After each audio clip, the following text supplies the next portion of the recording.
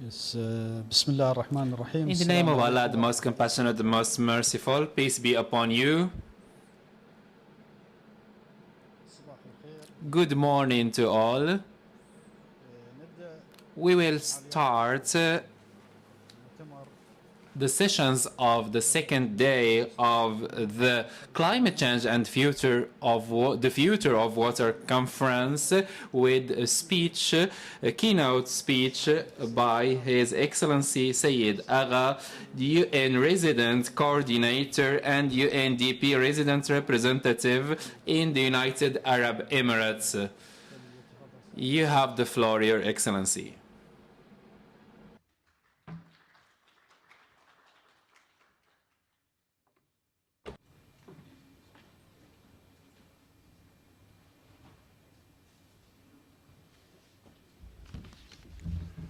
Bismillah ar-Rahman ar-Rahim. I think this is too tall for me. First, I would like to thank the Emirates Center for Strategic Studies for organizing this very important and timely event, the Climate Change and Future of Water Conference. As yesterday was a very successful day with excellent panels and contributions, I may not add so much, but it is a pleasure for me as the representative of the United Nations to open the discussions today and build on the successes of yesterday. We hope that this conference will achieve its aim as water governance is a critical and important issue, and we hope that the findings of this conference will result to practical policies and contribute to strengthening the strategies in order to address this critical issue of water security and water scarcity. As the United Nations Secretary General has said, water holds key to sustainable development. This is quite important. Water is needed for food, security, for health, and for economic progress. However, every year and year by year, we are consuming more and more water, and the demand is outstripping supply. It is estimated that by 2030, almost 50% of the global population will not have access to safe water. And this is a key challenge. The demand will probably outstrip supply by almost 40%. This is why the United Arab Emirates leadership have taken a strategic vision and decision to address climate change and water issues as part of a national strategy of economic growth and prosperity. UAE has shown leadership in this area, as is marked by this event, but also, for instance, the Abu Dhabi Sustainability Week and a number of other leaderships at the United Nations and other international forums by UAE.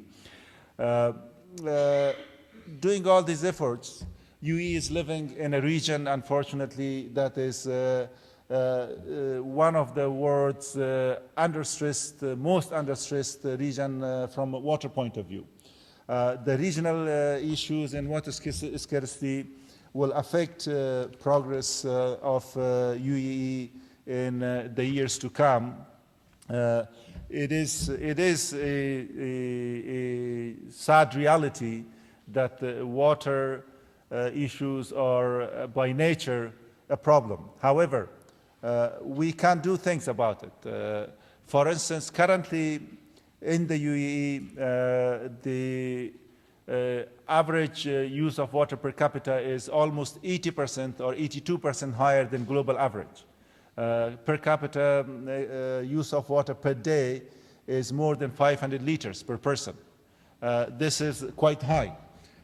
This is why that in addition to more supply, demand reduction and better awareness should be part of the solution in the United Arab Emirates, but also in the region as a whole. National and sub-national institutions have to work in coherence in order to have an integrated water governance management plans and actions. The water issue is not the business of this or that entity. It is a strategic asset and a strategic challenge and needs to be treated as such. We know that water has been throughout the history a point of contention between people, nations, institutions, and this is because of its strategic importance. And since we know that this region and the UAE as part of this region will face more and more challenges, it requires a coherent approach by national, sub-national institutions, by academia, the United Nations, international organizations such as academia and other civil society organizations to work together with the government to address a long-term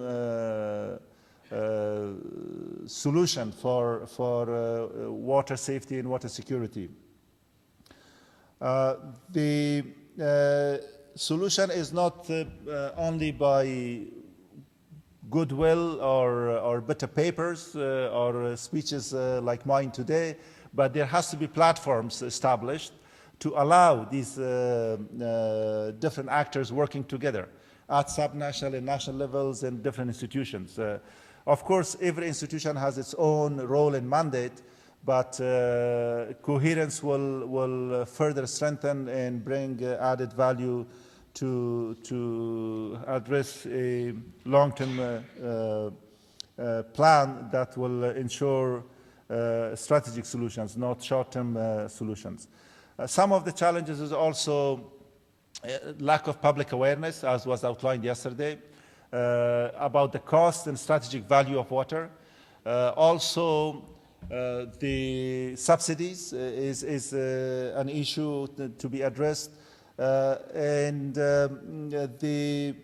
the sharing of knowledge between countries in the region, but also between different Emirates in UAE is quite critical and important. Due to the importance of water in this region, UNDP published and launched a report last year on regional water governance. And that report is available, and we are planning with the Ministry of Environment and Water to soon have a roundtable in the UAE to discuss how we can implement some of the recommendations in the UAE. Some of the recommendations of the report, which is for the wider Arab region, is basically integrated governance approaches which addresses the link between water and health, education, poverty reduction, and environmental protection, while also balancing the demand for water from different sectors in order to ensure food and energy security. Agriculture, we all know, is a major contributor to water use. In the UAE, for example, 2/3 of water use is by agriculture sector, and better methods of irrigation will address some of the challenges. One of the other recommendations is a better understanding of the real value of water, which takes into account social and environmental costs, as well as the direct financial costs of extraction and delivery of water. As we may or may not know, every bottle of water we drink, for preparation and delivery of this water, about 3 bottles of water is spent to make this water. So it is not only just 1 bottle of water. So better awareness of the real cost of water is a major challenge that has to be addressed. Investment in strengthening institutions in order to bring efficiency. For example, in Dubai, they have reduced water waste from 13% now to 7%, which is a major, it is better than global average because waste in the system is a challenge, and Dubai has the best practices in that and could be shared with others in the region. Overhauling inadequate or weakly enforced legislations or policies to protect scarce water resources. There are policies and strategies in different countries in the region, but they are not enforced. I think those need to be addressed. There are a number of other recommendations. I won't go through all of them. The report will be available. Some of them are related to regional cooperation and regional issues. But the key message is, from our perspective, from the United Nations, that institutions have to work in coherence and more integration and integrated water governance and management.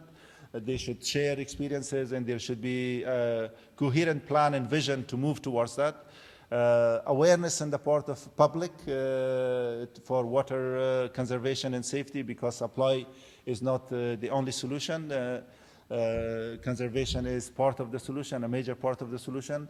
Also, pricing of water is a challenge, and it has to be addressed.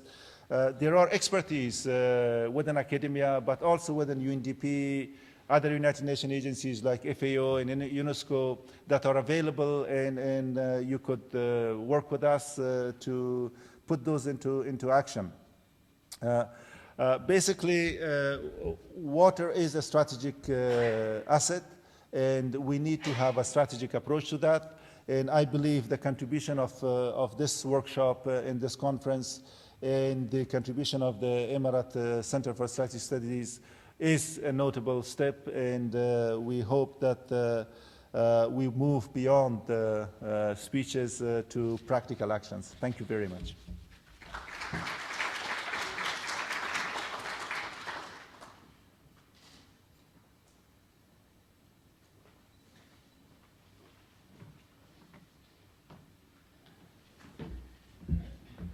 Thank you, Mr.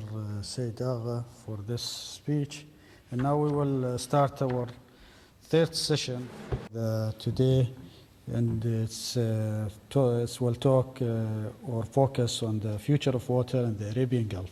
May I ask Dr. Bahman Bakhtiari to come to the stage, and Dr. Ahmed Murad, and Dr. Peter Warner, and Dr. Khalil Ammar.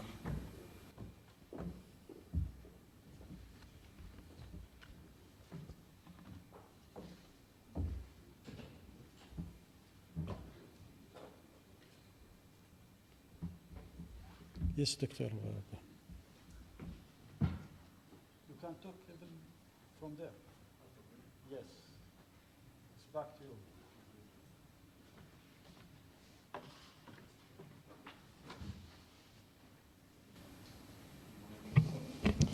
you. Good morning, and thank you very much for the introduction and the keynote address by the UNDP representative. This is the second day of the conference of the ECSSR conference, jointly sponsored by ECSSR and University of Maine School of Policy and International Affairs. I want to thank our host, His Excellency Dr. Jamal Al-Suwaidi, for his commitment and support of this joint educational venture between ECSSR and the School of Policy and International Affairs. Nowhere is this educational relationship importance is meaningful than the conference that we are having today, Climate Change and Future of Water, a subject that brings Spear's distinguished faculty and ECSSR's resources. So, yesterday we received outstanding presentation by experts who all warned us that the Middle East and Gulf face a serious water shortage on the brink of coming disaster, with significant national security implications for the region. According to the World Bank reports, Middle East and North Africa has 5% of the global population, but only 1% of the world's water. In the past years, we have witnessed a consistent pattern of droughts that last longer than usual, hinting of bleak future for water supplies in our region. Yesterday, in the keynote address by His Excellency Dr. Rashid, Minister of Environment and Water, he reminded us that water consumption is outpacing supply. And he also reminded us that at this current rate, the UAE will deplete its natural fresh water resources in about 50 years. Even with a large amount of desalination plant to reduce water deficiency, the UAE needs to adjust its water use habits before its energy consumption doubles in 2020. Dr. Paul Majewski, Director of Climate Change Institute and Cooperating Professor of School of Policy, presented an excellent overview of climate records extending back thousands of years that demonstrates how devastating droughts can occur abruptly and last decades to centuries, meaning that forecasts based solely on the linear progression of climate over the last century do not provide the only analog predictions. He reminded all the audience that we need to adapt to ever-increasing demand on water. Governments and organizations must understand and anticipate drought conditions and then plan accordingly. So in today's panel, we have three prominent experts who will address the future of water in the Gulf. Our first speaker is Dr. Ahmed Ali Murad, Vice Dean and Associate Professor of Hydrology, College of Science, UAE University. Dr. Murad received his doctorate degree in hydrology from Western Michigan University in 2004. He's published extensively, more than 40 papers in international referred journals and conference proceedings. He has participated and presented in more than 50 national, international scientific conferences since 2005. He has a prominent presence as a member of the advisory board of the International Center for Integrated Water Resources Management in Virginia, US, and has served as head of the finance committee of the International Hydrological Program for UAE from 2010 to 2012. Dr. Murad will present the first paper entitled The Impact of Climate Change on the Future of Water Resources in the UAE.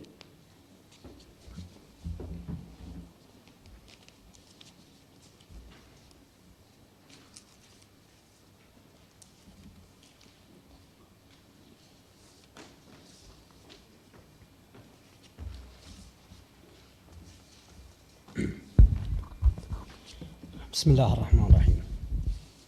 Good morning. And thank you, Professor Victoria, for your introduction. So my presentation, actually, what I am going to highlight the preliminary work in the climate change that done by myself and colleagues to know the impact of the climate change in the future of the water resources in the United Arab Emirates. All of you know that there are, I think, many factors controlling water resources in general. As we see from this slide and the picture, there are many variables that could affect the climate change, could be related to aridity, could be related to the human activities such as urbanization and industry. So just to look to this figure, we see that this is basically the energy, the mean energy flux under the current condition climates. And you see there are two numbers, one of which is that's the bigger one, which is the energy flux, total energy flux for the individual parameters. Whereas there are two numbers beneath each individual flux indicates that the range of the energy flux due to the observational constraint. And that's what led us to conclude that changing climate prediction could include many variables that will need to be calculated accurately on either on regional scale or global scale. So here, if we look to the global average temperature, we'll find from both figures, we'll find that there is a trend of the increasing the temperature last 100 years globally. And if we look to the surface temperature, again, we'll find that I think this figure also presented by yesterday by one of our presenter and shows that's how the temperature will change from 1950 to 2100 based on different scenarios. If we look to the, again, this map shows the global change in the temperature, observed temperature in the surface temperature in globally, and sees that the temperature has been changed during last year, basically from 1 to 2 degrees Celsius. If we look to the precipitation, again, the precipitation is, there is a change in the intensity and the magnitude over the world. And this triangle shows the location of the UAE and how the temperature has been changed per decades, and it shows there is a variability in the change of the temperature over the world. That's from minus 25 degrees, and in some areas increase to reach 100 millimeter per a year. So if we look to the global mean sea level rise, yesterday we heard in the presentation by His Excellency Jaber Al-Jabri when he mentioned the effect of the sea level rising that could contaminate or deteriorate the quality of the main aquifer. And shows that, again, there is a trend of the increasing the global sea level rise over the world, and that's effects need, especially in the Arabian Gulf, need to be combined by the effect of the tectonics. We know that's the area that's in terms of the tectonic and the geological field have been affected by the uplifting of some of the plates, and that could play a role, I think, and even change the quality of the water, especially when we have divergent boundaries. Now, if we look these, I think the major stations in the United Arab Emirates, and it's, I think, managed by the National Center of Metrology and Seismology that located in Abu Dhabi. So if we look now, we'll go and look in a little bit in details in the UAE. We started from the global to now to look to the United Arab Emirates in detail. We'll see that this is a data from 2000 to 2006, and shows that there is variability in the range of the rainfall at different stations, main stations in the UAE, and that's clearly the rainfall is, if you look at its ranges from, in some station could range from 0, nil, to 160, 180 millimeter per a year. And this is the relation between the rainfall and the temperature in the UAE, and see how it's, the rainfall has been changed during, let's say, from 1995 to 2010, with the even the temperature, the inverse relationship. Now, mean annual rainfall in the UAE is about 100 millimeter, but it can be range, as we saw from the previous figure, from 40 millimeter in Liwa in the desert to about 160 millimeter in the northern part of the country. Evaporation rate could exceed 2,000 millimeter per year, but in some years we witnessed that the evaporation even exceeded 3,000 millimeter per a year. The maximum temperature can reach more than 40 degrees Celsius, especially in summer. This map's extracted from the website of the FAO and shows that the evapotranspiration in the UAE that's probably exceeding 2,000 millimeter per a year. Now, in order, I think, to know the impact of the climate change, we need to have idea about the water resources in the country. And The map here shows that the United Arab Emirates let's say in the map, that's its physical water scarcity of the UAE. It has been witnessed, and this scarcity, I think we are under like a region of water stress where the per capita less than 1,000 cubic meter per year. Now, this table shows that the recent assessment for the water resources in the UAE, I think here we are working, I think, with the to have, as Dr. Mohammed Dawood yesterday mentioned, that's the GCC, I think, leadership support water initiative, and in 2010 in Abu Dhabi summit, which is the water summit, has been announced that the GCC need to have a unified water strategy. So I am, I think, working with them as a member of research team that working in producing by, I think, 2016, end of 2000, a unified water strategy for the GCC.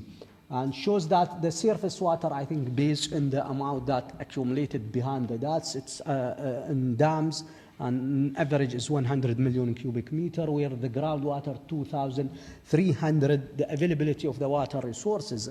And note that the government has a policy to, I think, to reduce the groundwater withdrawal by 2030, by 2030. So again, if we look here, we'll find that there is importance or there is a government pay attention to the water assessment by introducing the desalinated water and increasing even the installed capacity of those plants. We have more than 26 desalination plants spread all over the UAE. And moreover, I think we, yesterday, I think one of the keynote speaker mentioned or quoted to us the speech of His Highness Sheikh Mohammed bin Zayed when he mentioned that water is more than vital rule, and he mentioned that also in his speech, that I think we are now depending in desalinated water, but we need to work in research and development in order to find other resources. So for that reason, I think the country even, I think, invest in the treated wastewater, and see there is a trend of the increasing treated wastewater, mainly now treated wastewater used for the landscaping. So if we go to the surface water, most of the surface water accumulated behind the dam, and here shows that amount of the water that accumulated behind all the dams. We have in the UAE about 117 dams with total capacity of 118 million cubic meter. Most of these water accumulated behind the dams on the northern part of the country, and that's its logic and anticipated because of the amount of the rainwater. And basically the surface water will be as it's accumulated in the surface. For that reason, it needs to be utilized effectively for purposes. If we look to the groundwater resources, as mentioned from the table, that's the availability is about 2,300 or 2.3 billion cubic meter, and the government has a mandate to reduce the groundwater withdrawal by different techniques, by, I think, banned or stopping the pumping the groundwater, and depends on the desalinated water. Here, if we look to the groundwater salinity map, we'll find that there is bucket of the fresh water. We'll find it in the northern part of the country, in the Liwa and Al Ain area, where other areas, I think, are deteriorated by increasing the salinity. But if we look even to the groundwater level, this is from, let's say, this is from Al Ain area, from basically Al Uha, and we'll find there is last from 97 to 2013, there is about let's say 26, let's say about 8 to 10 meter drop in water level. By the way, but some wells, I think, the drop in water level was 40 meters, 20 meters. Desalinated water. This is now the main source of the use in the country. Main source of the water, especially for the... so we know that's the installed capacity of the desalinated water and the groundwater. Here when we say desalinated water, we meant we desalinate seawater from the Gulf and from the groundwater. And shows that in 2012, especially in Abu Dhabi, by Adwiya, it's about 7 cubic meter. But if we look to the distribution of the produced desalinated water, we found that 64% by the Adwiya, which representing Abu Dhabi. 23 by Diwa, representing Dubai, 8% representing Siwa, and the remaining representing Fiwa. And this is, the table shows that the water use, the water consumption from 2007 to 2012, it was from 1,300 to 1,800 in 2012. This is actually based in the current assessment, the assessment that we submitted, I think, to the GCC as one task of the one milestone of the Unified Water Strategy for the GCC. Treated wastewater, country invest in the treated wastewater as one of the source for the water resources which can be utilized for the landscaping. And you will find that, for example, in 2012, the production was 580 million cubic meter and has been distributed according to that. Most of the water goes to the irrigation, or let's say landscaping, not irrigation, landscaping. Some of the amount disposed in the valley and lagoon, and others disposed in the Gulf water. So we need to look to these venues and try, I think, to be utilize such water in the effective way. Now, if we look now we assess the water resources. Now, let's look to the climate change. So in order to look to the effect of the climate change, we need a data. So the main issue or the main challenge of the climate change studies is lack of sufficient data, especially here in the UAE, and missing of the data. So for example, in order to have a better overview of the effect of the climate change in the water resources, we need at least to have average data for a few 30-year cycles. Okay, that's important, and that will validate the prediction trend of the climate change. But if we look to the data of the UAE, here the temperature and the rainfall started in the end of the 1971, which clearly indicate mainly we have one cycle of 30 years. So we need, I think, more than one cycles in order to help us to predict the water cycle.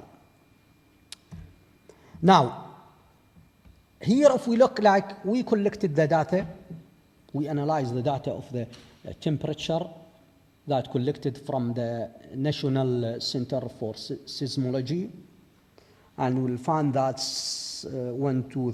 from 7 stations spread all over the country. We found that the increase in the temperature during less 50 years or 40 and something can be 1 to 2% degrees during that year, from starting the data till now, especially to 2010, is 1 to 2 degrees Celsius. And that's, by the way, consistent with the increase in the Arabian Peninsula. Now, if we analyze the data of the temperature inland, continental station, we'll find that again there is a trend of the increasing of average of 5-year temperature. We'll find that cycles, we have cycle every 5 years, there is a trend of the increasing. And the average of 5-year temperature exceeded the limit of the total average of the major data in 1992. We start in 92. The increase in the temperature started in 1982 for every 5-year measurements. It's 0.4. Every 5 years, we have average of 0.4. So that will give us the total increase in temperature is 1.6. This increase, again, consistent with the temperature increase in the Arabian Peninsula, which is from 1 to 5 degrees Celsius. Rainfall, again, from the 4 stations, we'll find the same pattern, which confirm that the way that the data collected is correct and represent the regional pattern or impact, and we found that there is no specific change in the rainfall. For that reason, I think we need, to go in details and analyze the rainfall. Here, the main rainfall that exclude the data of the islands. We exclude the data of the island. We'll see the variability of the annual rainfall for it range from 0.4 to 84 millimeter. And most of the 84 is in the northern part of the country. And here, if we look again to excluding the data, again, mean annual rainfall in the northern part of the country. Again, we'll see there is a trend of basically northern parts characterized by high amount of the rainfall. And when we meant rainfall, if we see that map on the left sides, the northern part of the country extended from Hatta, maybe Al-Ain to, I think, Dept, Hormuz, and shows that the variability of the rainfall in the country. And if we look now to the main rainfall along the shores and the islands, it's very minimum comparing with the northern part of the UAE, and it ranges from 0.4 basically to 37 millimeter. If we go to the eastern part of those islands, we'll find could 63. But anyway, those amount is minimum amount of the rainfall. Now, if we analyze the rainfall, we'll find that the data of 5 years reveal that rain has been decreased from 1978 to 1994. So then after that, from 1994 to there is increase, slight increase. Then again, decrease from 1996. So that will give us a conclusion that the general trend of the 5-year rainfall data suggests that there is a cycle of increase and decrease in the rainfall and amount. It was this cycle, I think, 8 years. Based on these analysis, we discovered that it's basically from 5 to 6 years, this cycle. Now if we look, for example, inland areas and example of the Masafil found that seems that average 5 year has inverse relation with the average 5-year temperature. Okay? And if we look to the coastal area, again the coastal area average of 5-year rainfall below the average of the total available data until 1991, and then in 1992 started to increase until 1996, and again from 1996 to start to decrease. So that's the average 5 year in rainfall and the temperature are slightly consistent, and this could reflect local effects. This is temperature, rainfall, and that's again, see the relation between them basically will be inverse, but slightly will be consistent and could reflect the main or local effects. Now, what is the impact on water resources? So let's take example of rainfall, temperature. Temperature increasing, we do anticipate to have more evapotranspiration, and the evaporation will limit the water availability, and found that 1.5 degrees Celsius, which is notice that's the increase in the temperature from 1 to 2 degrees Celsius, that will lead to 1 to 6.7% increase in the evapotranspiration. So what are the main driving forces? Economic growth, political stability, that will lead to attract people, immigrants to come and settle in the country, aridity of the climate, and the population growth.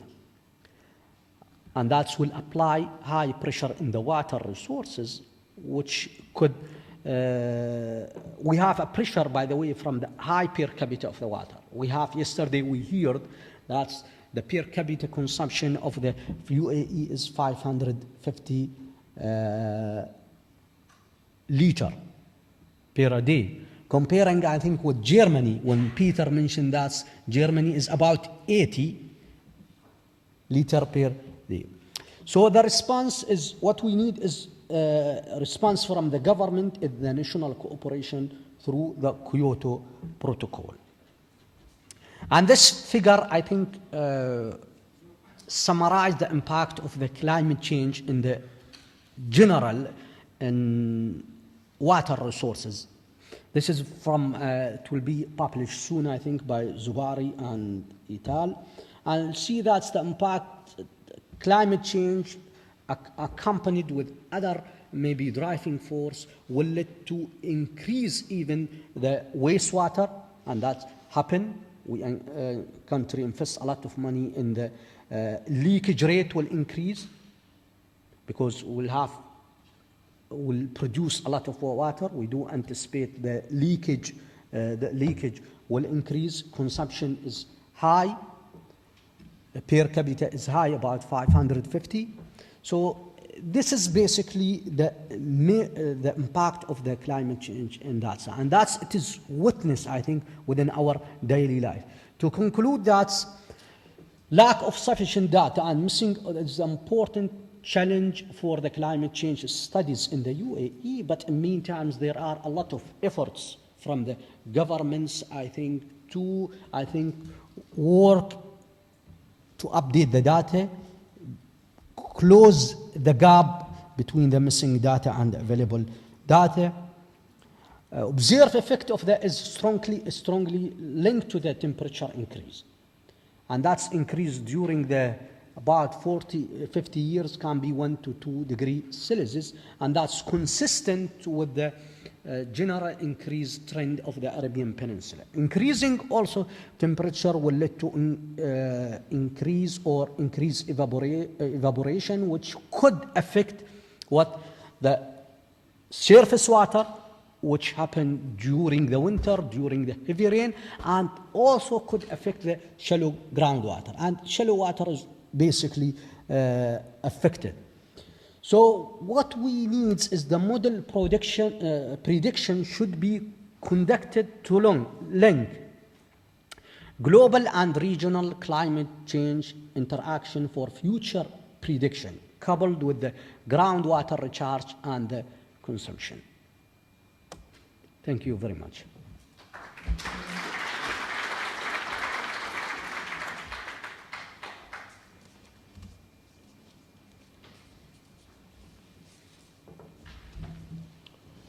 Thank you, Dr. Murad, for that very informative presentation.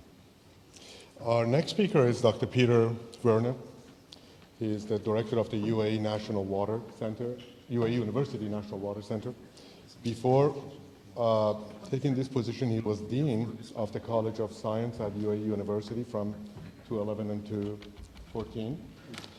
His background is PhD in microbiology. He was a professor in groundwater management at Technische University in Dresden, Germany, before UAE University. He has more than 250 publications.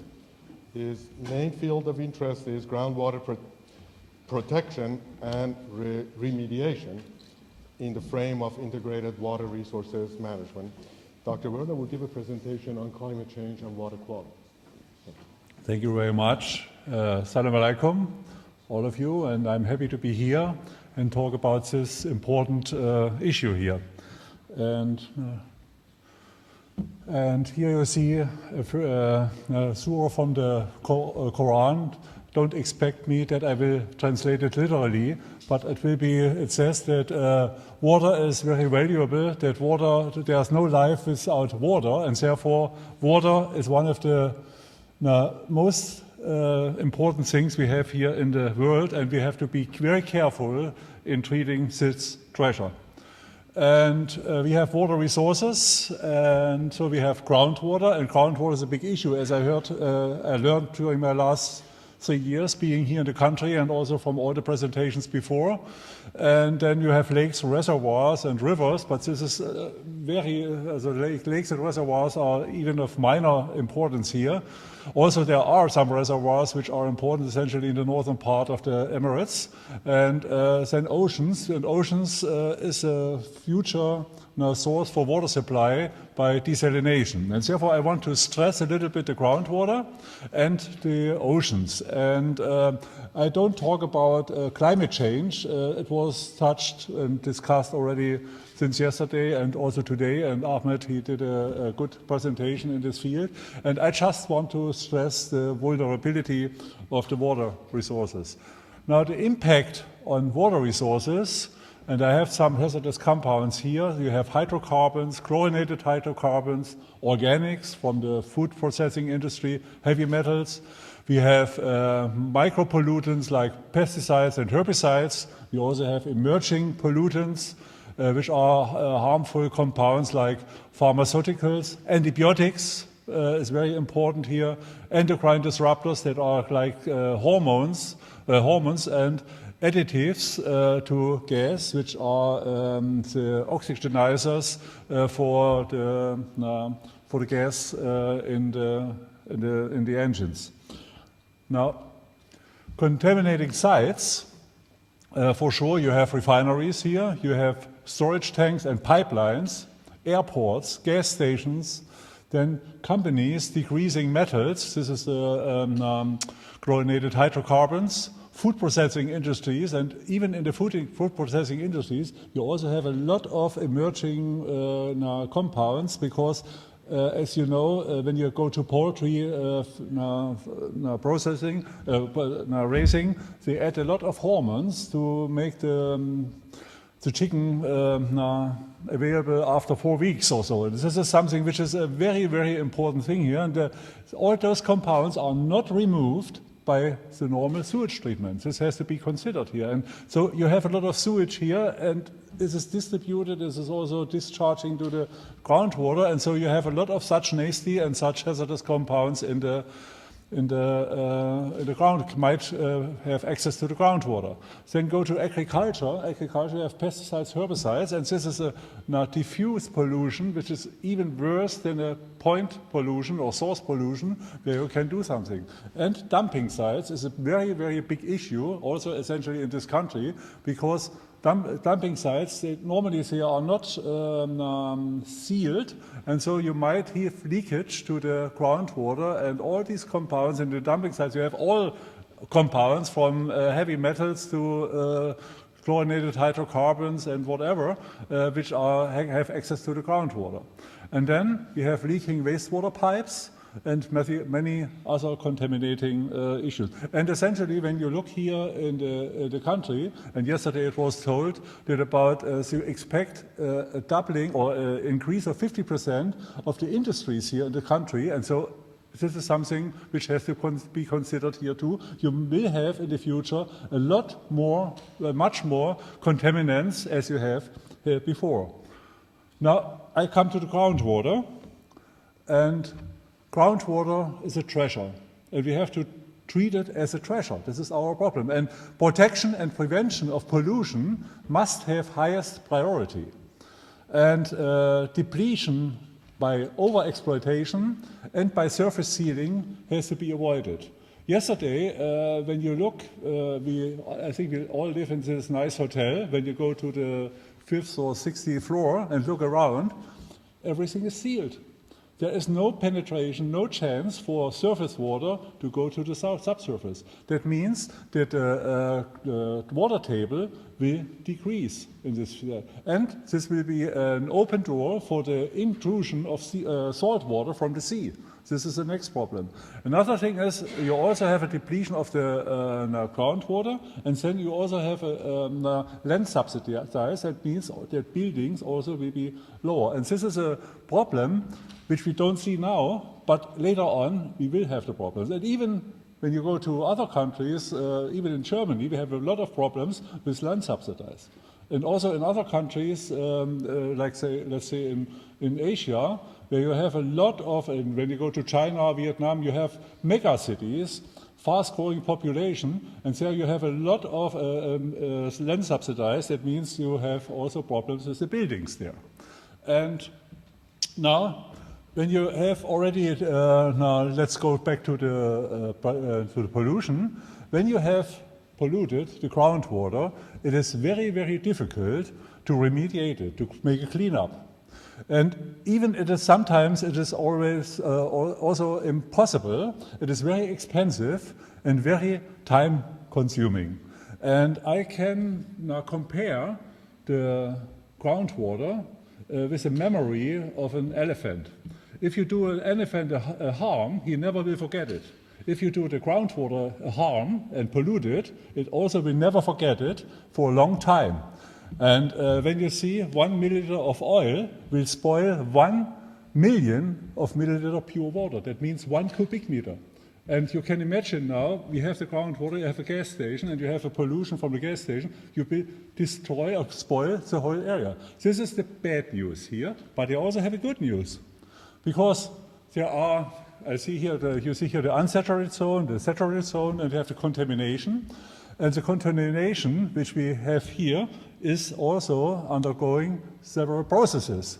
And the fate of the pollutants in the subsurface, in the saturated and unsaturated zone, can be shown like here. You might have a convective transport. This is the worst thing. Nothing happens, it's only migrating. But then you have dispersion, that means dilution. That pollutant by the dispersion, the contaminants are diluting. And there is a bad saying, the solution of pollution is dilution.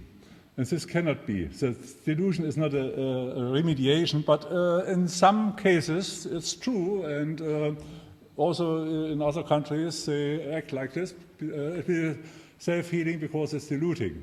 But then you have sorption, this is very good here, and that means that the migration is not as fast as we expected, and plus reaction, and this is essentially for oil spills. We have reaction, that means biodegradation, and also some chemical reactions. That means the concentration is decreasing with migration distance, and that means this is a real remediation. And there are a lot of possibilities to model such pollutions. That means sometimes, in the best case, you don't need any remediation measures because it is self-healing process. And this is named natural attenuation, and there's a special definition for it, and I read it. Naturally occurring processes in soil and groundwater environments that act without human intervention to reduce the mass, the toxicity, the mobility, the volume, and the concentration of the contaminants in those media. That means a real remediation. And these in situ processes include biodegradation, dispersion, as I mentioned, dilution, adsorption, volatilization, and abiotic processes of the contaminants. And I underlined biodegradation, and biodegradation is a main process for the remediation of the groundwater. And let's go to the reactions. Here we have with the hydrocarbons, And you have to, as an example, I took benzene. You also can take diesel and whatever. And you see it's a complete mineralization by the bacteria under aerobic conditions. You need some oxygen, then you have the hydrocarbon, it turns to CO2, water, and biomass. That's fine. So it's perfect. But when you go to the groundwater here in the country, I think the average temperature of the groundwater is 25 degrees. You only can dilute 6 milligram per liter of oxygen. And this is the problem. Then you only can oxidize and mineralize only 2 milligrams per liter of benzene. But the concentration is normally much higher. But there is also a trick. You can add, for example, nitrate. When you add nitrate, it is almost unlimited soluble in the groundwater, and the bacteria use nitrate as an electron acceptor as it is done by oxygen. And then you can oxidize and mineralize much higher concentrations of the hydrocarbons. There are also some other acceptors like sulfate, iron, and manganese, and all these concentrations can be considered in the frame of the natural attenuation. Well, there are also some factors limiting the microbial degradation. This is, for example, the bioavailability of the contaminants. If they are in clay or something like that, this is not possible. But also the presence of nutrients and supplements must be there. Some compounds might be toxic. For example, you have heavy metals present together with hydrocarbons, so it will inhibit. And other inhibitors might be a possibility too, and sometimes the concentration of the contaminants are also toxic, and they are too high. Now, we do it when you want to use such naturally occurring processes for the elimination of these compounds. You need a monitored natural attenuation. And that means monitoring, you need also you need enough data to predict what happens in the subsurface. And this is sometimes the problem. The database is very, very weak, and you cannot predict anything.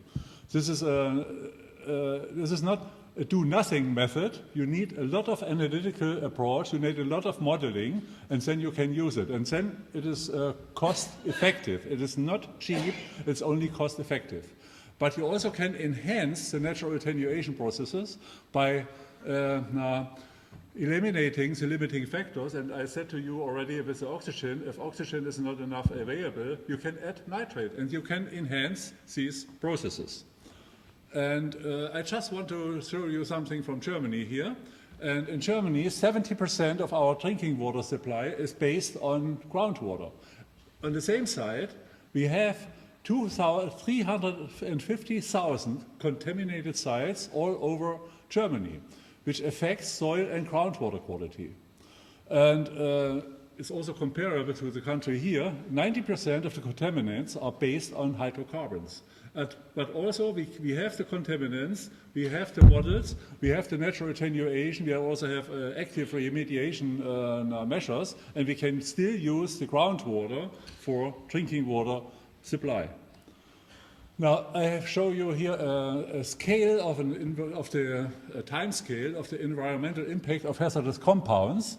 When you go to Western Europe, we started already in 1850 with the industrialization to pollute our environment, to pollute water and soil. And let's say in 1970, they started already to reduce the pollution.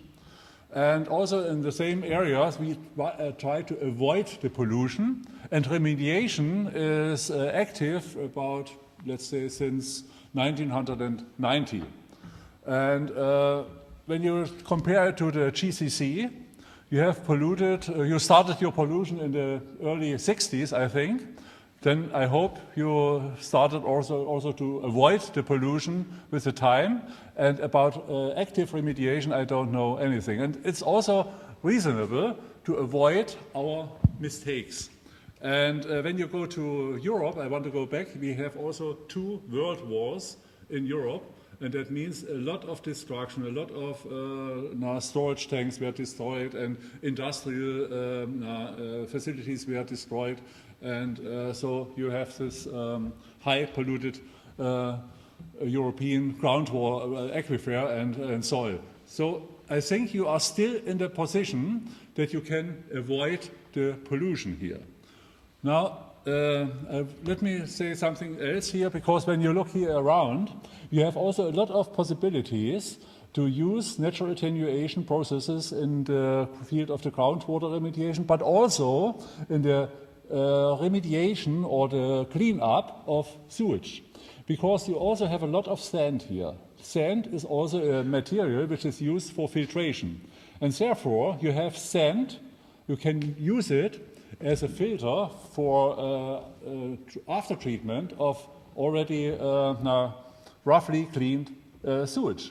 This is also done in other areas of the world. When you go to the Netherlands, they have a lot of dunes. They take just the river, the Rhine water, which is polluted, for sure, but they infiltrate it through dunes. So they have dune infiltration and clean the water. Later on, you can use it even without disinfection for drinking water treatment, the supply. And here, when you have, for example, a depletion of the groundwater, you need to some countermeasure. So therefore, you have to add, you have to recharge it by another water resource. So you can use treated sewage, and you have an after treatment by natural attenuation in the subsurface. And this could be a very good opportunity as a countermeasure for your groundwater depletion here. Now let's go to the next issue. This is the seawater. And I don't talk much about here, but seawater is a predominant source of the water supply in most of the GCC countries. And as I heard yesterday, we have to use it, but it's also a very, very vulnerable water source. And so we have some pollutions here. We have the exploitation. And when you work in with the wells in the sea, it's unavoidable. You have it for sure. Then you have shipping. You have pipelines, and pipelines normally are leaking. This I know, also reservoirs. And there is also some release to environment by purpose. Because when the ships are cleaning their reservoirs, they just release it to the sea. This is forbidden, but it is a common method. Now, there is Abraham Lincoln, I think 200 years ago, he already said, 1 cent of prevention is worth $1 of cure. Therefore, avoid pollution and protect your groundwater sources and protect the seawater.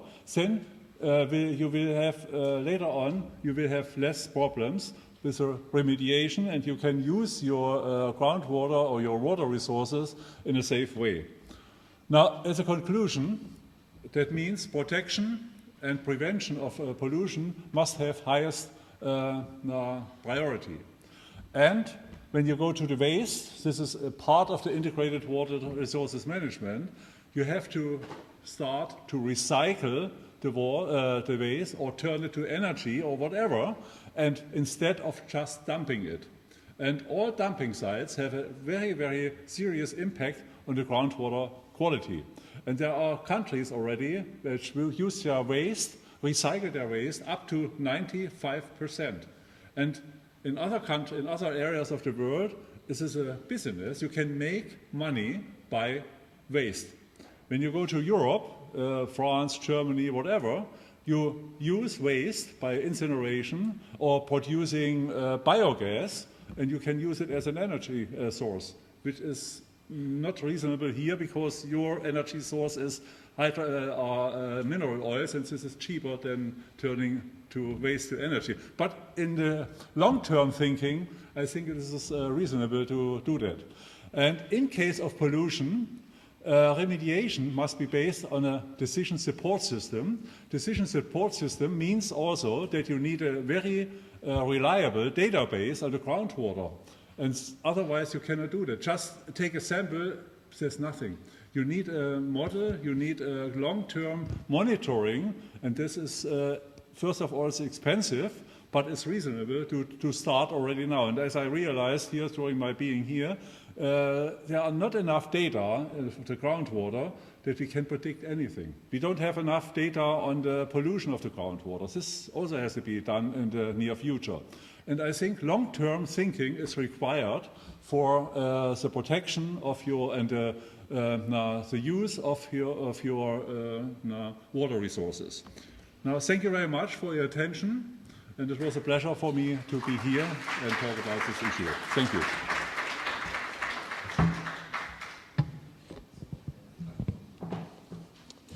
Thank you, Peter, for that very informative presentation.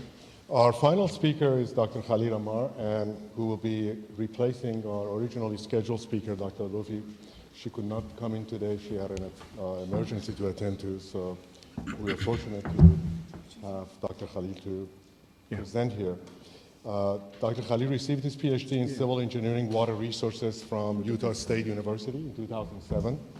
Prior coming to to Utah State, he was the head of the Palestinian Water Authority for 7 years, and he received a Fulbright as part of the program to come there. And Dr. Ammar has 22 years of experience in civil engineering and water resource management. He has been working as a water resource management scientist in ICBA in Dubai since year 2009. He has also worked on preparing the UAE water conservation strategy, developing federal environmental standards to manage discharge the marine from desalination plants. But of most interesting is that Dr. Ammar today is coordinating a multinational collaboration program on the Euphrates Basin that involves Turkey, Iraq, Syria, and Iran. He has contributed to preparing the Arab Water Security Strategy Action Plan, and his experience from the Palestinian Water Authority to UAE water issues, now to the regional water issues. He will present a paper titled Enhancing the Use of Alternative Water Resources in the Agricultural Sector. Yeah, thank you. Thank you. Assalamu alaikum. Today I'm going to talk about the use of alternative water resources to supplement fresh water use. At our center, the International Center for Biosaline Agriculture, we usually refer to the alternative water resources as marginal water resources, which I explain this in the coming slides.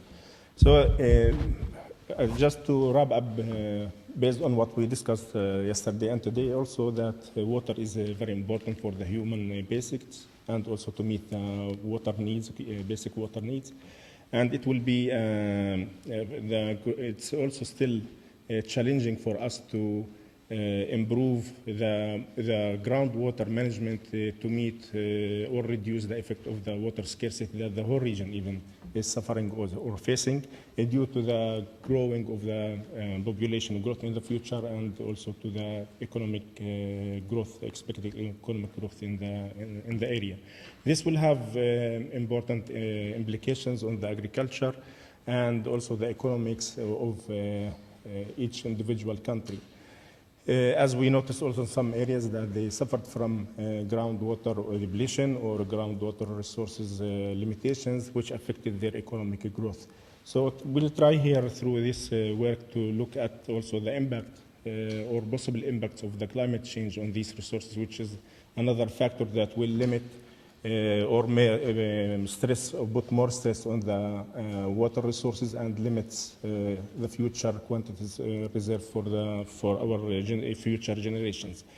We expect, according to the studies, different studies done by different organizations on the climate change projections, that the MENA region will have more effect in the future on the water resources, like there will be increase of demand by 50%, and maybe decrease of water supply by 12% by 2020.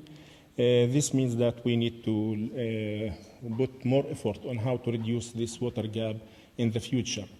And because of this, we need to look more about the low quality water, or what we call the marginal water resources, because we have it already. We know there are other alternative water resources like desalination or virtual water or these things, but at least for the brackish or saline groundwater or treated wastewater or drainage water, I concentrated more on it today for this presentation because we have these resources already, but how to manage it in the right, sustainable way can make a difference, and also we can use it more to supplement these limited freshwater resources. The International Center for Baseline Agriculture works mostly in the brackish and saline groundwater resources, and also in the wastewater treated water, and also in the drainage water, or these three kinds of low quality water. So if we look at the MENA region, we can find that there is potential for having this saline or groundwater resources that exist in many areas, but unfortunately the data usually is not updated.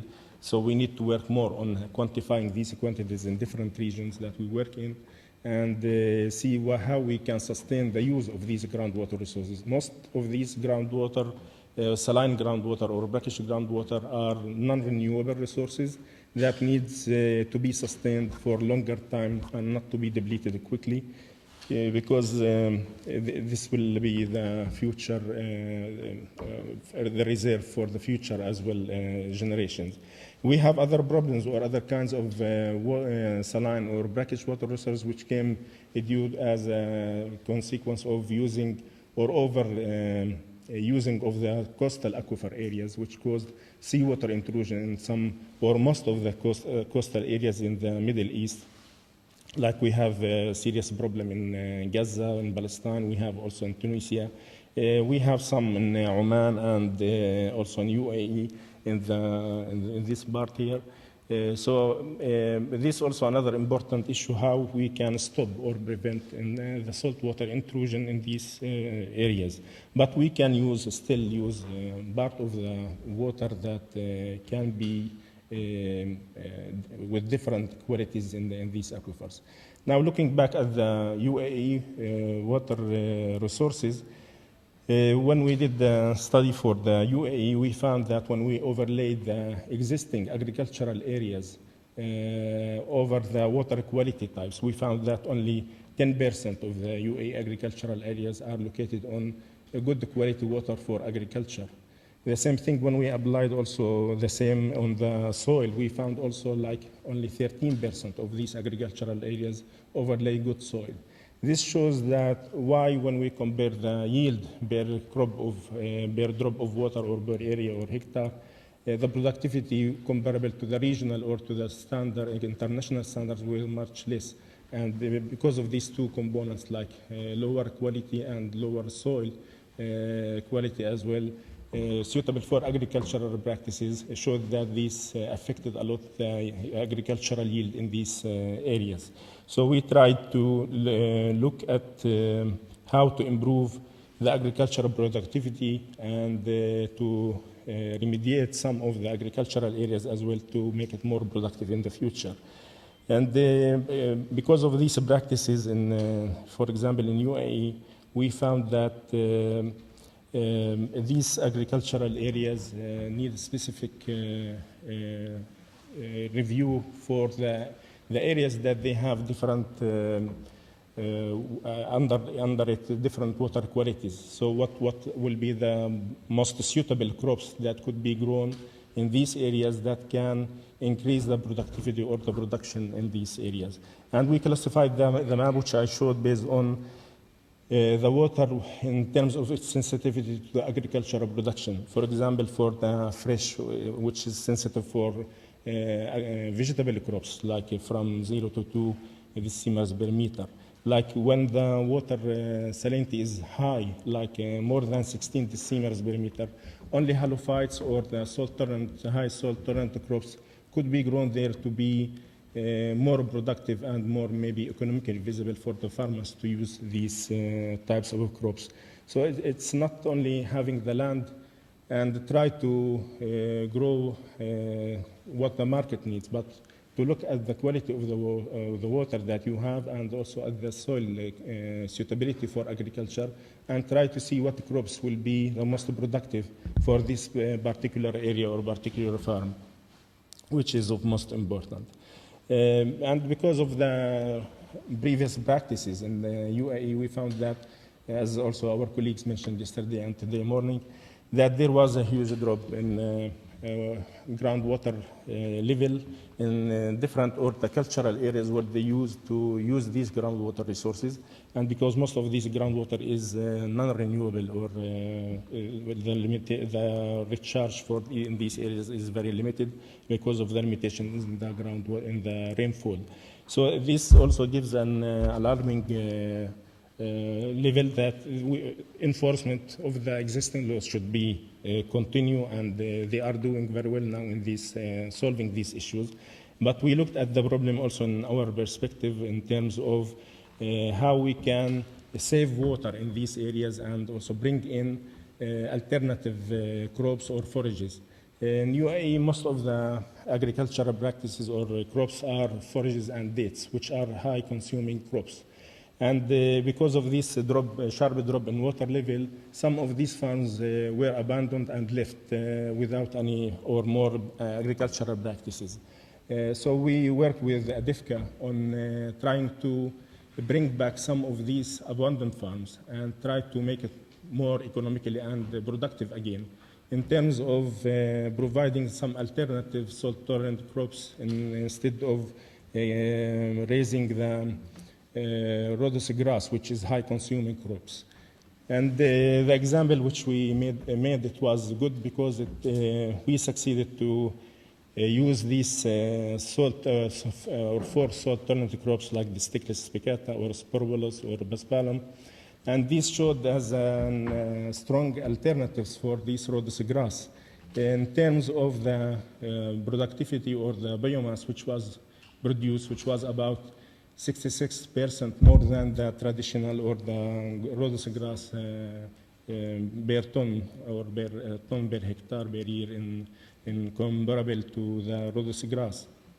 And the other important point is the rhodos grass also uses a much lower salinity rate, while this one uses much higher salinity rate, from 15 to 18 decimals per meter, which makes a big difference.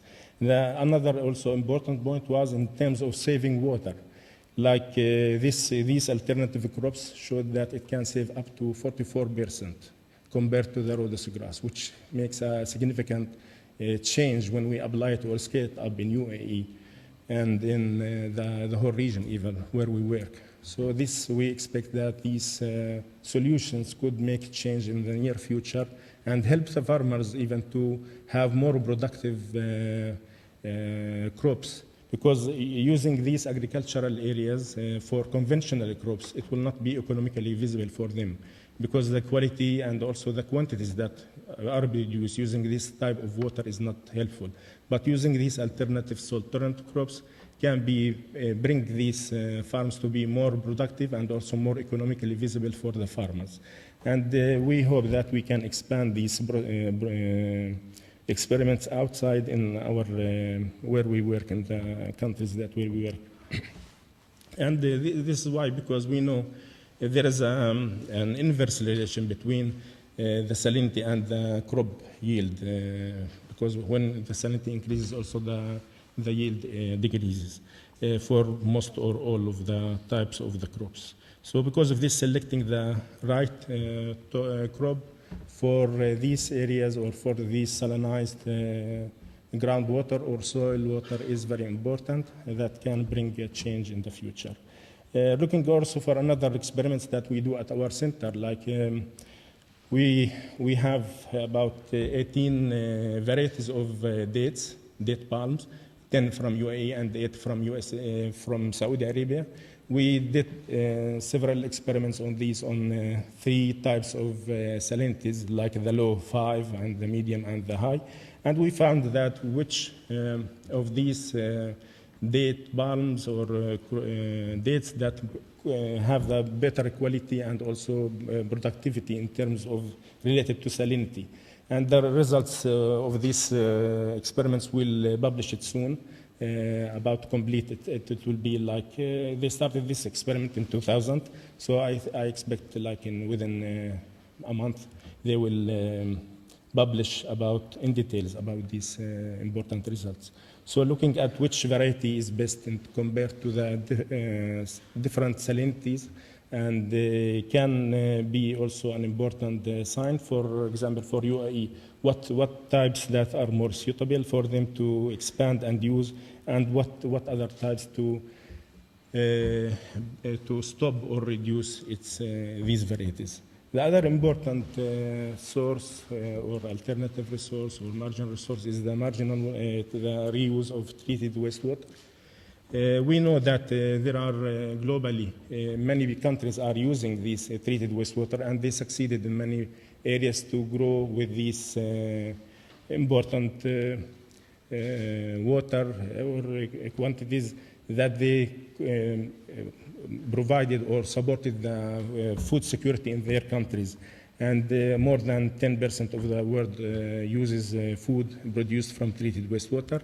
The same thing in the Arab countries also. Many Arab countries, they are producing very well, or using the treated wastewater in an advanced way that about 5.6 billion cube of treated wastewater is treated, and about 4.3% is used in agricultural production.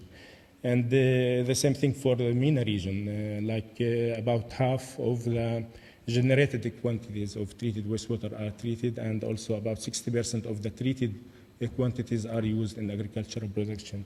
This shows that there's a great potential still that this source could be used to supplement the freshwater resources, and it's a valuable resource in terms of its nutrition and also the values that we have in the treated wastewater.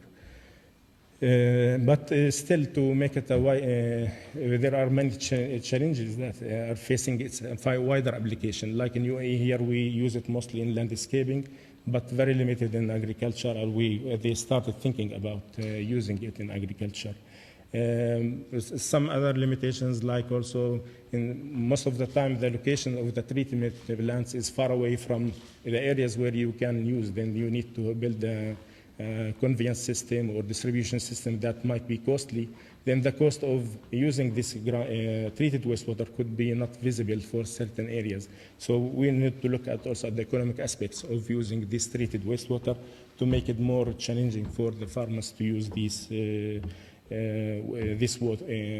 wastewater. The same thing for the standards and guidelines. Mostly they are not adapted to each country or different types of treatment levels in these countries. So this also needs to have more work on this. So it will encourage the farmers to use it in a very safe way, and not to worry more about its impact on the health or even on their farms. And also the technologies, it varies from different countries. Some countries are advanced in using the different technologies, some are much lower. So it needs a lot of improvement to harmonize at least the MENA region or the Arab countries in terms of improving their skills and knowledge about using these treated wastewater.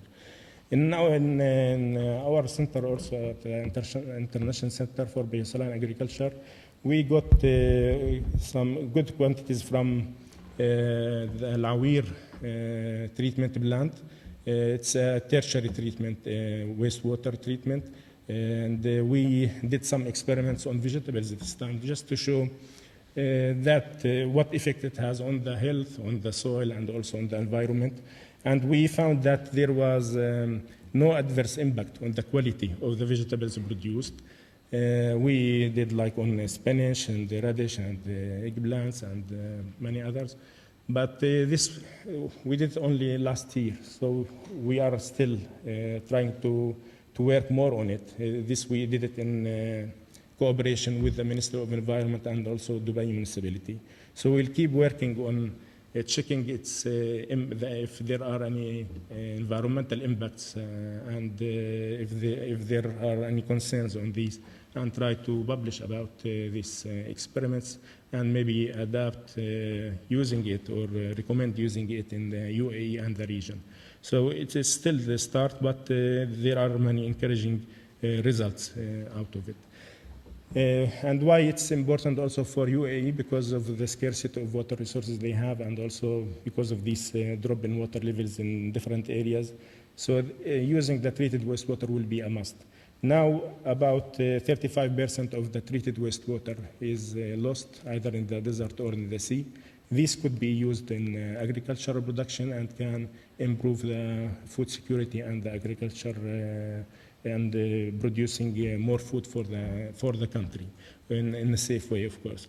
But there is a high competition between using this treated wastewater for agriculture and for landscaping, because most of this water is used now for landscaping.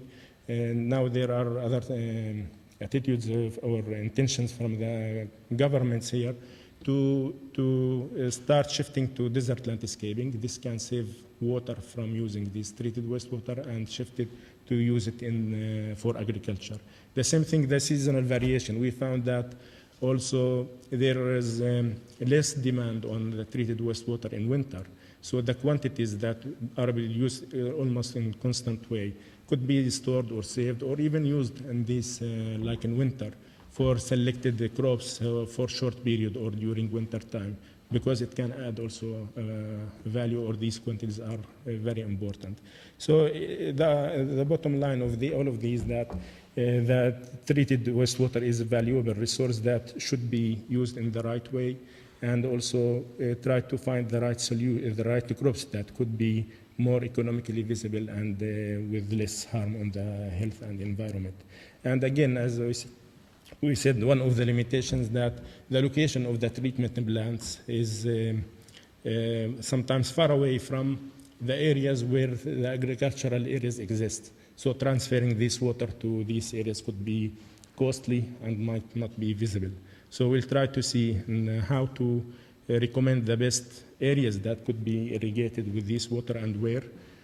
Some examples which were discussed also, using like urban irrigation or urban agricultural areas that could be using this treated wastewater close to the urban areas, so it will be save more or it will be less costly, and also could be possible for marketing. And but it's still one of the options that could be discussed. The last type of the alternative resources which we discussed was the drainage water, and using drainage water in agriculture. This also one of the experiments, because we did at our center. Because drainage water usually has a higher salinity because of the accumulation of the fertilizers and pesticides, and maybe accumulation of the salt in the soil. So this, when it's leached, became maybe higher salinity, but it could be used again. Instead of throwing it to the environment and pollute the environment, it could be recycled and used for irrigating again. So we did this experiment at ICBA, and we irrigated this drainage water salinity, which was about 19 decimals per meter, with quinoa and buffalo grasses. And the results showed that there was not much or significant effect in terms of the production or productivity compared to the low salinity or in these treatments, which shows also again that recycling of the drainage water is important, when it is visible, like in areas we know, like in Egypt or Iraq or in Syria, they have drainage water with large quantities that could be recycled again and reused in an appropriate way, using the right crops for this type of salinity or a special type of water. And because of these resources are still valuable resources, so we need to manage those in a sustainable way as well. So we need to control it in the right way, not to over-abstract it or overuse it, in terms of controlling this and using economic incentives, pricing, fines, or in order to control the brackish groundwater abstraction. And also we proposed, like in Oman as well, in the strategy we did for Oman, to use metric systems or smart meters to control the quantities within grid licenses. This can control the abstraction and stop or alleviate the drop in water level. Also using the high technologies or high tech in terms of irrigation technologies like drip irrigations or others. This also will save a lot of water compared to the flood way or the traditional old way. And also by changing the cropping patterns, can shift and reduce, as we showed, the quantities of the water that could be used in terms of not to use crops that consumes high water consumer crops in areas which have scarce water resources here. So to select the right or the best crops suitable for the area is of most important as well. Even the varieties, like as we said, for the date palms, or what will be the best varieties that can be more productive within the local conditions in terms of the salinity and availability of water resources. And to summarize or to conclude, that marginal water resources or alternative water resources, which we mentioned, are valuable resources that can be or contribute to the food security and can reduce the stress on the freshwater resources, but these should be managed in the right, sustainable way through enforcing the existing laws and regulations and improve the harmonization between the federal and local and also all types of regulations to improve the management of these valuable water resources. And thank you very much.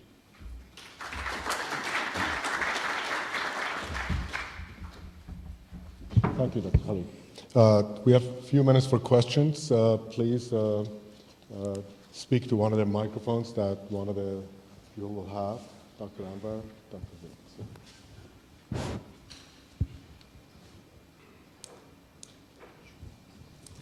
I have a couple of questions for Dr. Murad. You talked at the end about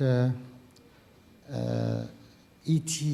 For each degree centigrade, there will be a decrease in an increase in evapotranspiration by 1 to 5%, or number figures. How did you measure, or how was ET measured during that period? Was it by the same model, by the same equations?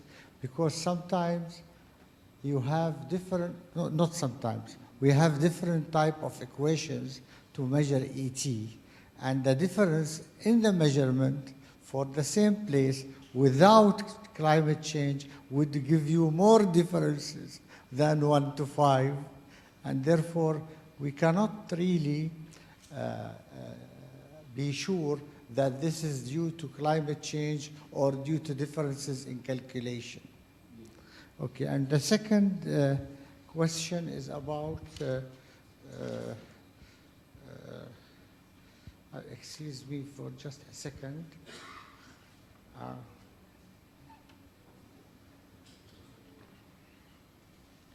I'll ask it later. You can answer. Okay.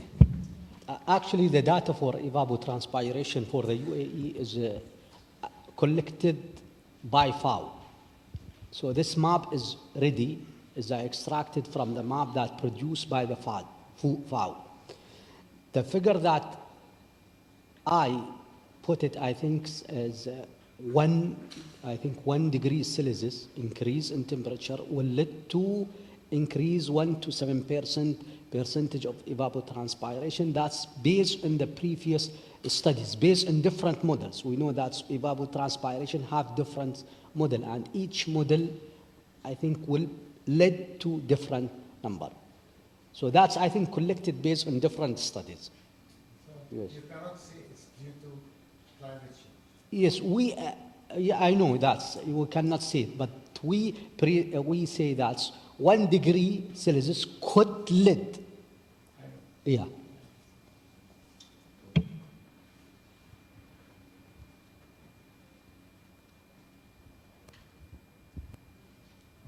Okay, thank you very much. My question is first of all to Dr. Ahmed. First of all, I'd like to thank him for this comprehensive presentation that he showed the effect of climate change, expected climate change on the water resources in UAE. We all know that the gap that our countries has when it comes to climatical data it's true, you know, we cannot, I mean, claim that we could have 100, for example, years of data. The country established was 1971, as you know, and from then we have collected data. But my question is, how is the use of satellite weather stations, you know, available now in the world to, let's say, replace, I would say, the gap and then do our studies based on these data? How valid is this data, the satellite, the weather satellite data, I mean, in replacing, let's say, the ground stations if it's not available? And my second question, if I may ask, or I'll ask it later? Okay, yeah. Mostly global data that obtained or that provided to those organizations is provided either is from the international website like FAO, UNESCO, or from, I think, literature review available, or through the focal points if this organization or international meteorological, I think, station, meteorological organization have a focal point in the UAE. So I think, as you mentioned, that we have missing data. So I think we have 40 years, and I mentioned that, I think it's even literature review mentioned that if you need to have a good prediction for the effect of the climate change, you need to have a few cycle of 30 years. So that's mean. In UAE, we have a complete of 30 years. We can use, I think, international data for interpretation to help us to bridge. But again, it will not, it will be error. So we can do interpretation from the map, from the data available all over the world, and we can use it, but it will be error bars. We know that. But good things is we are, I think, approaching the second cycle. Maybe after a few years, we'll have 60 years. We can, I think, to look to the data again, we'll have a set of 60 years, 2 cycles. So that's maybe a little bit will improve the values and the prediction. Okay, this is what I meant. I mean, we should not just, let's say, wait until we have the ground data, since we could have this tool available, even if it is not, let's say, 100% reliable. This is what I'm trying to say. My other question is to Dr. Khalil Ammar. I thank him again for his presentation on ICBAS. I was part of ICBAS. So my question to him, I was wishing that in this presentation that he could show us some of the regional project that is already done by ICBA and some regional countries in here, and show us the success stories, let's say, of using saline water in their agricultural practices now. If you can just, in a quick term, give the audience here an idea, because what I know, the stage went from experiencing in ICBA itself to actually doing agricultural fields in other countries around the area. Thank you. Yes. Actually, this example, which I showed just to show how we can, even in the worst case, when we lose some of the farms and became abandoned, how we can bring them back to production. Now, in the regional, in the areas where we work, we also mostly target the marginal areas, which have higher salinity, and also poor or small holding farmers, that we encourage them to use salt-tolerant crops like sorghum, bear, millet. And we did several projects in Tunisia, in Jordan, in like 7 or 8 countries in Arab countries, and also we have other projects also in Sub-Sahara region, and we have other projects in Central Asia. So we apply what we experience at our site in terms of the varieties that we select, even for barley, for all these salt-tolerant crops, what will be suitable for each country according to their environment, the soil conditions, and also the water conditions. And we carry it to them and try to teach or exchange the knowledge with them and transfer our knowledge in terms of how to make their farms more productive using these salt-tolerant crops. And we succeeded to show in different countries, like I mentioned, Egypt, Syria, Tunisia, Palestine, and many others. So we worked in 24 countries so far, and we applied all these salt-tolerant crops in these areas, and it was productive, and also it showed that the seeds or the varieties of the seeds that we provide for them after selecting it and see which one is more suitable to each type of water salinity and their local environment succeeded very well in bringing these farms to be more productive. And we have on our website, if anybody interested, can also look at in terms of these countries and from the annual reports that we have, the areas that we covered and also the type of crops that we used. So it was site-specific for each country, like what crops that we can use. Mostly we used sorghum, bear millet, and here we used also buffalo grass. And so we did many experiments on these salt-tolerant crops in these areas. Yeah.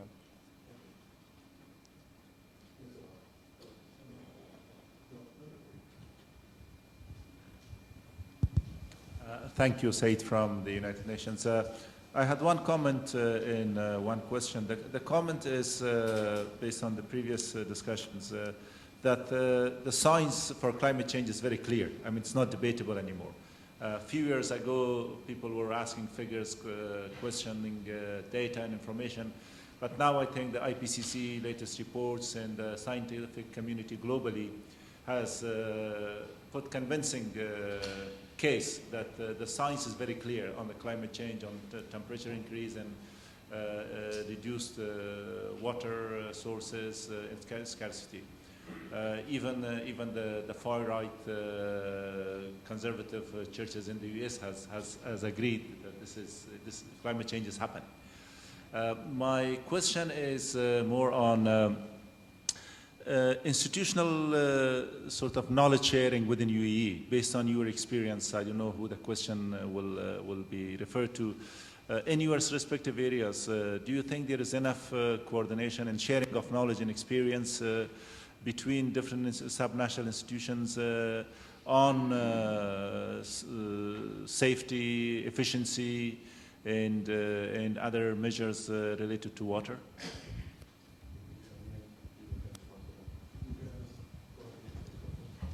As my impression is, there's not enough cooperation between the different entities and institutions, and essentially, when I want to ask for data, it's very difficult to get the data.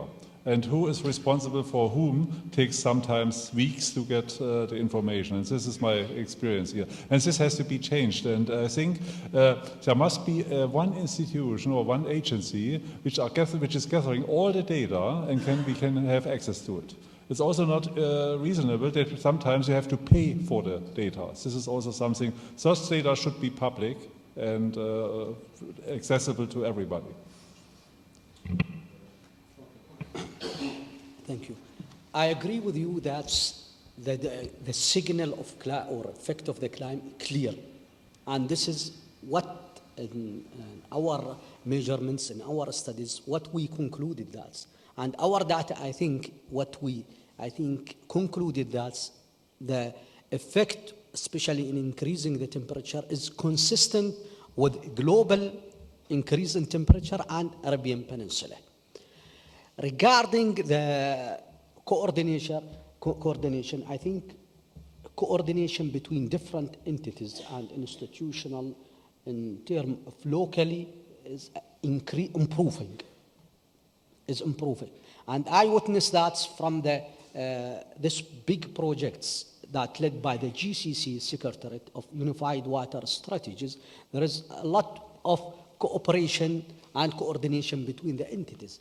But the main issues, the big problem is a conflict in the numbers. Number conflicts. This is a big issue. For example, give you one example. For population, we receive 4 values. So I am working now in water supply and demand for this project. And we have a problem that we receive 4 data. World Bank different than the National Bureau of Statistics, different than, I think, other resources. So I think, and that's, I think, will lead us, I think, to have a good and strong institutional governance body that will help. And I am still insist in the importance of the role of the National Bureau of Statistics to play a role in that one, and even Ministry of Environments can play a role, activate the role of it. Abu Dhabi here, they have a good, I think, let me tell you the truth, Abu Dhabi Statistics Center is one of the best center.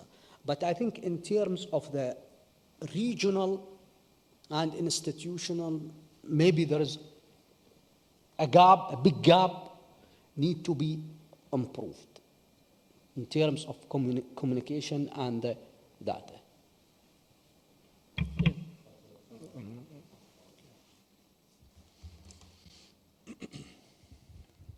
Thank you. I would like to comment on the last point and then ask Dr. Khalil a couple of questions.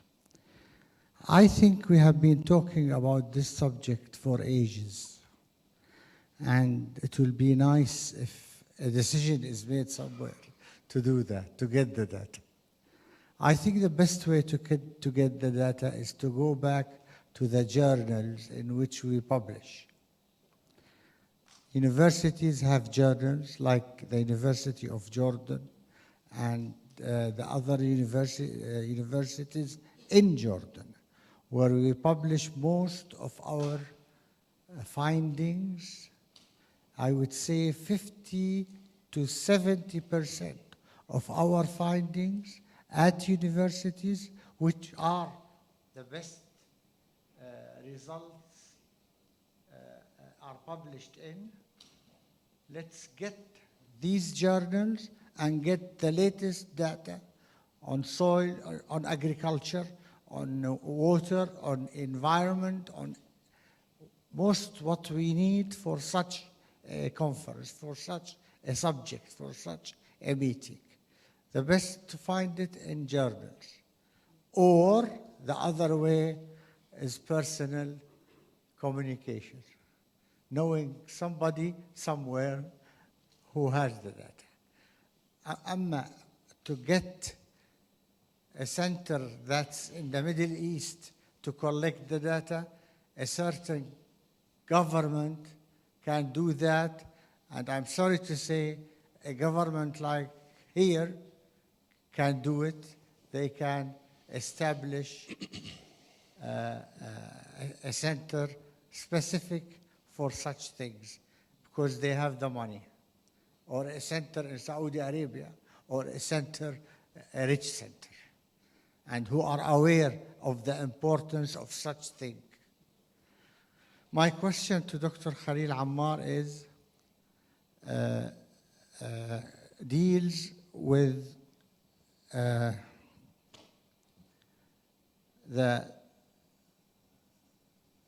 yes, you talked about alternative methods to use water other than rainfall or groundwater, the non-conventional methods, and you used very well the last two, the drainage and the brackish. We have started doing that, again, not by government, by the private sector. We have farmers in the Jordan Valley, which is the best irrigated area in the country, buying reverse osmosis units. And it's costing 18 piasters a cubic meter, which is not much for irrigated agriculture. A piaster is 1/100th of a dinar, and a dinar is $1.50, 1.3, 1.5 American dollar. That's to say it is 10 cents or 12 cents. So they afford to buy a reverse osmosis unit, and it's costing them about 1.5 to 15 to 20 cents a cubic meter for drainage water. As for brackish water, the same. Drainage water or brackish water surface running, it's the same. But for treated salt water, it's a governmental problem. They have to establish a project where they use the water and put it in ponds or wherever, and then treat it, first and secondary treatment, to get rid of the biological problems, and it's succeeding with us. It's gaining popularity, and people used to hesitate in the past. Now it's succeeding, and it is helping us a great deal. So, and I know in countries like Emirates, drainage water with a reverse osmosis unit would do an excellent job. Thank you. Yeah. Suggestion of the center, actually one of the milestones of the GCC unified strategy is to establish Office of Water Strategy. And that's, I think, will help, I think, in I think, collecting all the water resources data. Also important things here, as I mentioned, Abu Dhabi Statistics Center has comprehensive data, environmental data of all Abu Dhabi. And we hope from like National Bureau of Statistics is to play such role. And I think because this is just a new established, after maybe 5 years, hopefully it will have. We work here in the country, we have this initiative, and we need a specialist in water in that office. Yes, this is special will come through, I think, Office of Water Strategy, which is the one of the outcomes of the GCC Unified Water Strategy by 2016, hopefully. Yes, thank you. Thank you very much. Yeah, thanks. I think this is a very good idea and we need it, and I think it's very easy, copy and paste. There are already in other countries centers like this are existing. Take the model and transfer it to here. Yeah, okay. Yeah, thank you. Regarding these alternative water resources like the drainage and brackish water, we know also because we are trying to push for to use these crops for these types of water.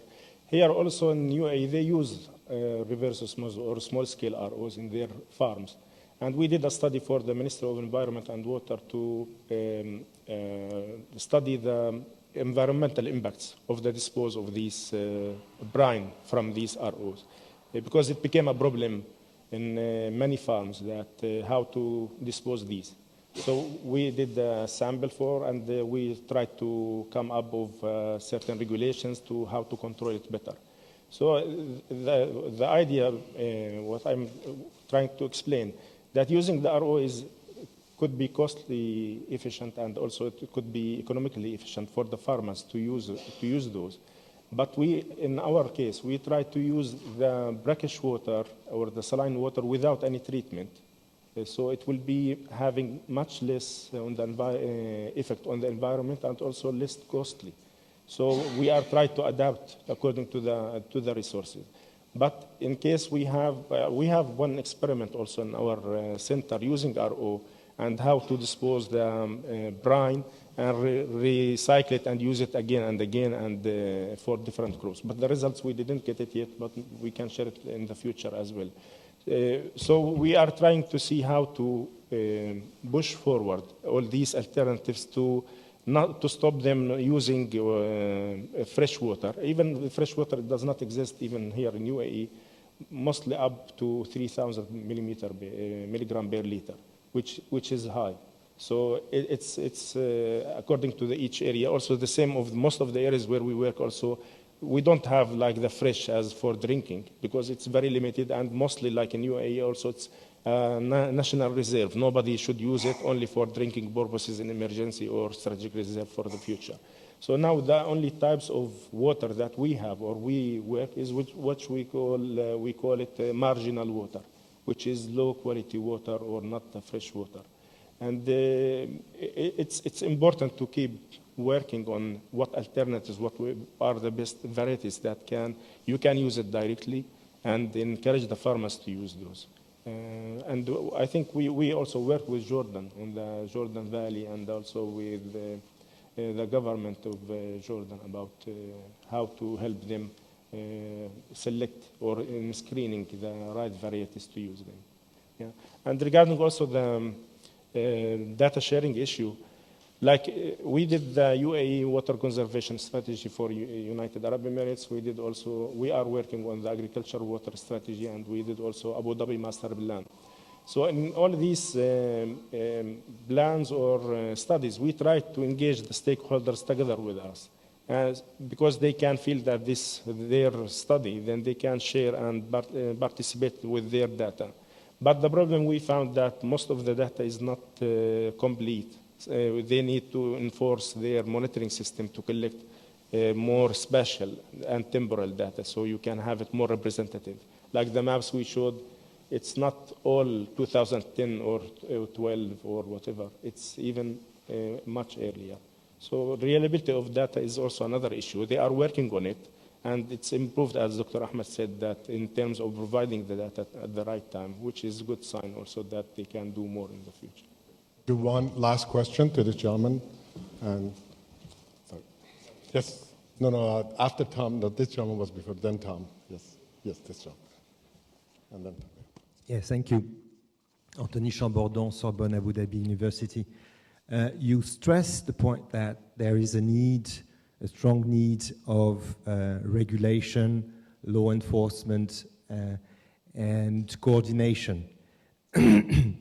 I just would like to know what do you know about what's going on at the GCC level in terms of legal coordination? Is there any, in the agenda of this water strategy unification, is there any project regarding law legislation like we have in France, for instance, a specific code regarding water resources management? Is there any projects in that regard at the GCC level or at the level of the UAE? Thank you.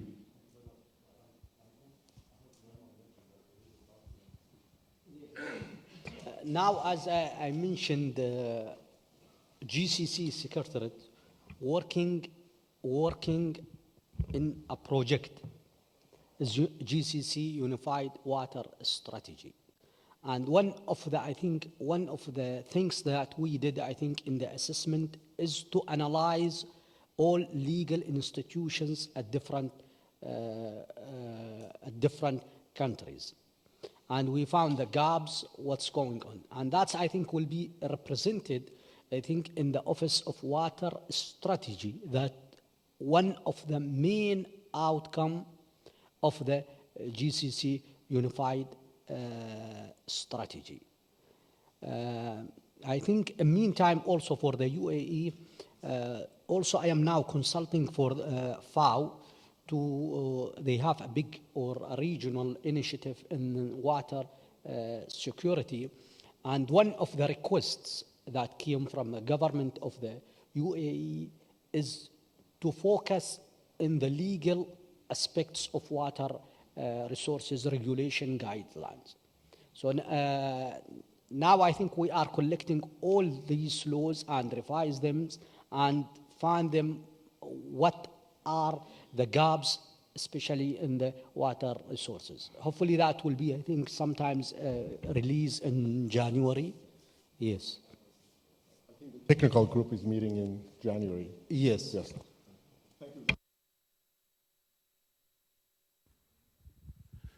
Thank you. First, I want to thank Dr. Bahman and his very distinguished panelists for their excellent contributions this morning. I have two questions, one for Dr.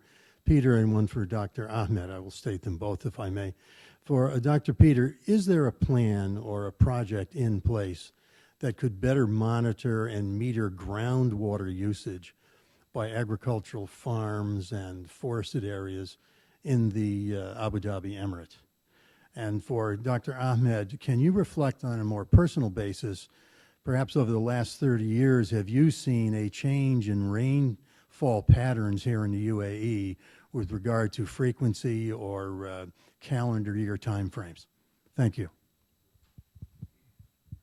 So to answer your first question is that there are programs available and they are in process, but everything is very scattered and there is not enough cooperation. We need data, and there are some data which we could use better, and this is the problem here.